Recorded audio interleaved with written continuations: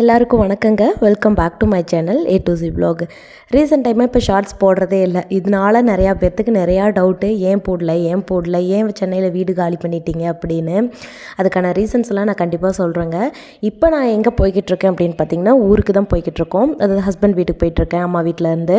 ஏன் அப்படின்னா சென்னையிலேருந்து எல்லா திங்ஸும் எடுத்துகிட்டு வந்துட்டோம். ஸோ இந்த கோவிட் டைம் அப்போ ஒரு சில திங்ஸ் எல்லாம் எங்கள் வீட்டில் பேக் பண்ணி அப்படி மூட்டையாக கட்டி வச்சுருந்தோம். ஏன்னா அப்போ சென்னையில் காலி பண்ணிட்டு வந்தோம். இப்போ 1 இயருக்கு முன்னாடி போனோம், எகெயின் இப்போ காலி பண்ணிட்டு வர வேண்டிய சுச்சுவேஷன்.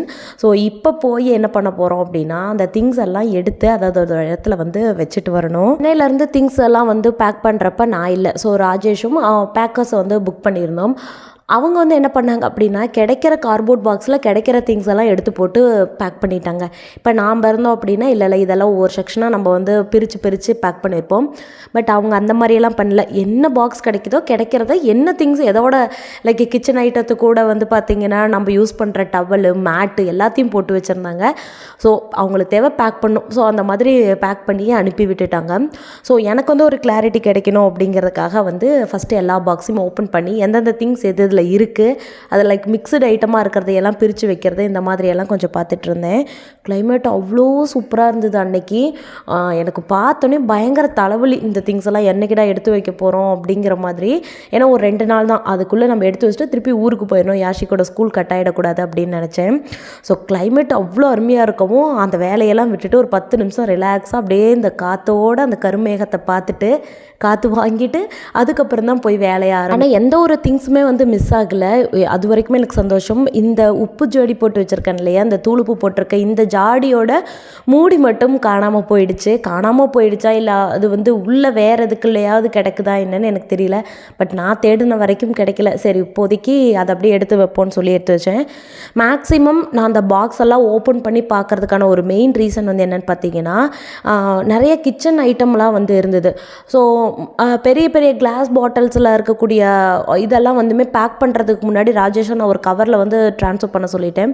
ஸோ அது இல்லாமல் பேக்கெட்டில் இருக்கிற ஐட்டம் இப்போ பார்த்திங்கன்னா உப்பு, அதுக்கப்புறமேட்டு பருப்பு, இந்த மாதிரி எல்லாம் தனித்தனியாக இருந்த அரிசி இதெல்லாம் பார்த்திங்கன்னா அங்கங்கே ஒரு பாக்ஸில் இருந்தது. ஸோ அதையெல்லாம் எடுத்து இதெல்லாம் நம்ம யூஸ் பண்ணுற பொருள் இல்லையா, அதெல்லாம் ரொம்ப வருஷத்துக்கு நம்ம பேக்கிங்லேயே வச்சுருக்க முடியாது.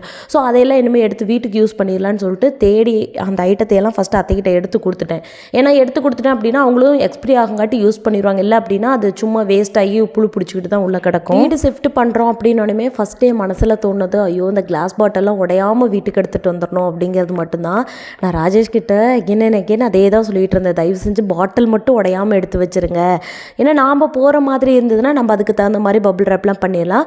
பட் அவங்களுமே என்ன பண்ணாங்கன்னா, ஒரு பெரிய கார்ட்போர்ட் பாக்ஸில் இருக்கிற எல்லா கிளாஸ் பாட்டிலையும் போட்டு லைக் பாட்டில் ஷேக் ஆகாத மாதிரி பபிள் ரேப் மேலே வச்சு கவர் பண்ணி நீட்டாக பேக் பண்ணிட்டாங்க. நான் ஜஸ்ட் அதை ஓப்பன் மட்டும் பண்ணி பார்த்துட்டு திருப்பி அப்படியே மூடி வச்சிட்டேன். அந்த பாட்டிலில் உடஞ்சிருக்கா என்ன ஏதுன்னு நான் உள்ளெல்லாம் ஃபுல்லாக பார்க்கல. இன்கேஸ் ஏதாவது ஒரு பீஸ் உடஞ்சிருந்தா கூட மனசு ரொம்ப கஷ்டமாயிடும்.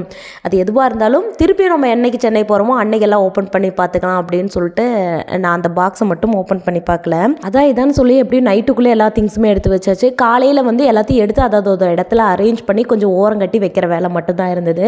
இந்த வேலையெல்லாம் முடிச்செடுங்காட்டி பெரிய தலைவலியே வந்துருச்சுங்க. ரோஸ் செடியோட அப்டேட் நிறையா பேர் கேட்டுகிட்டே இருக்கிறீங்க.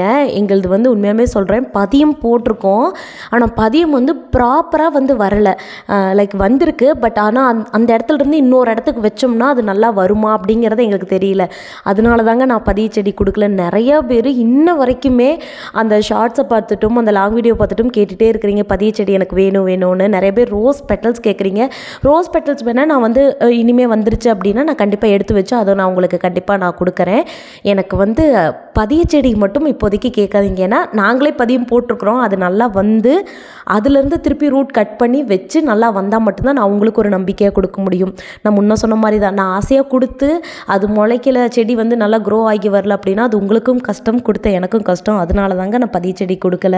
கட் பண்ணி விட்டதில் பார்த்திங்கன்னா பிங்க் கலர் ரோஸ் பழையபடி, பிங்க் டார்க் ரெண்டுமே பழையபடியே நல்லா பூக்க ஆரம்பிச்சிருச்சு. ஆனால் அந்த பிங்க் கலர் ஃபஸ்ட்டு எப்படி பூத்துதோ அதே மாதிரி பூக்க ஆரம்பிச்சிருச்சு. ஆனால் அந்த டார்க் பிங்க் மட்டும் கொஞ்சம் ஒரு மாதிரி நோய் விழுந்த மாதிரி இருக்குது அதோட தலைகள்லாம். மேபி இன்னும் மழை காலம் வரும் இல்லையா, மழை மழை பெய்ய அதெல்லாம் கரெக்டாக போய்டுன்னு நினைக்கிறேன். ஆனால் 2 செடியுமே வந்து திருப்பியுமே நல்லபடியாக அந்த பழைய மாதிரியே பூக்க ஆரம்பிச்சிருச்சு. நானும் என்னோட அத்தையும் வெட்டும் போது இதுதான் நினச்சிட்டு இருந்தோம், எங்களுக்கு பதிய செடி முளைக்கலனாலும் பரவாயில்ல, இந்த செடி வந்து எந்த காயம் ஆகாமல் திருப்பி நல்லபடியாக க்ரோத் வரணும்னு நினச்சோம். அதேபடியே நல்லபடியாக வந்துருச்சு. ஊருக்கு போயிருந்த அன்றைக்கி தென்னை மரத்துலேருந்து தேங்காய் எடுக்கிறதுக்கு எல்லாம் ஆள்லாம் வந்திருந்தாங்க. அவங்கக்கிட்ட சொல்லி இளநீ போட சொன்னோம். இப்போ வந்து சீசன் முடிய போதாட்டது, இளநியாக அந்தளவுக்கு இல்லை, எல்லாம் தேங்காயாக தான் இருந்தது. அதுலேயே வந்து பார்த்திங்கன்னா பலாப்பழ செடிக்கடியே வந்து ஒரு வாதை வந்து வெட்டி விட்டுருக்காங்க. அந்த தென்னஞ்சோவை அப்படியே விழுந்து அந்த பலாப்பழ செடியோட வாதே ஒன்று உடஞ்சி போச்சு. ஒரே ஒரு செடி கண்ணே மயிலேன்னு வளர்த்திட்டு இருந்தோம், அதுவும் உடஞ்சோடனே பார்க்கவே கொஞ்சம் கஷ்டமாக இருந்தது.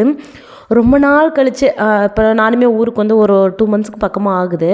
ஸோ ரொம்ப நாள் கழித்து அப்படியே க்ரீனிஷாக பார்க்குற இடமெல்லாம் பச்சை பசேல்னு பார்க்குறதுக்கு அவ்வளோ ஒரு சந்தோஷமாக இருந்தது. யாஷிக்குமே இந்த டிராக்டர், ஜேசிபி இந்த மாதிரி ஐட்டம்லாம் ரொம்ப பிடிக்கும். இந்த மாதிரி பொம்மையெல்லாம் சென்னையில் இருக்கும்போது அடிக்கடி மண்ணு கேட்டு தான் அழுவோம். திருப்பியும் ஊருக்கு வந்தோடனே எங்கள் அம்மா வீட்லேயும் மண்ணில் விளையாடுறதுக்கு வாய்ப்பு இல்லை அவனுக்கு. அதனால் ஊருக்கு வந்தோடனே இந்த மண்ணை பார்த்தோன்னே சாருக்கு சந்தோஷத்தையே அடக்க முடியல, ஆசை தீர மண்ணில் விளையாண்டுக்கிட்டே தான் இருந்தேன். அன்றைக்கி நம்ம சேனலில் ஒரு Q&A வைக்கலாம் அப்படின்ட்டு இருக்கிறேன். லைக் நான் இருக்கிற இடம், அதாவது என்னோடய சொந்த ஊர், இப்போ எங்கே இருக்கிறோம், என்னோடய ஹஸ்பண்டுடைய சொந்த ஊர், அவர் இருக்கிற இடம், இதை தவிர என் பையனோட ஸ்கூல் டீட்டெயில் தவிர வேறு எதுவாக இருந்தாலும் கேளுங்க, நான் கண்டிப்பாக உங்களுக்கு ஆன்சர் பண்ணுறேன். நெக்ஸ்ட் டைம் இன்னொரு இன்ட்ரெஸ்டிங்கான வீடியோவில் உங்கள் எல்லாத்தையும் சந்திக்கிறேன். அது வரைக்கும் keep supporting me. Thanks for வாட்சிங்.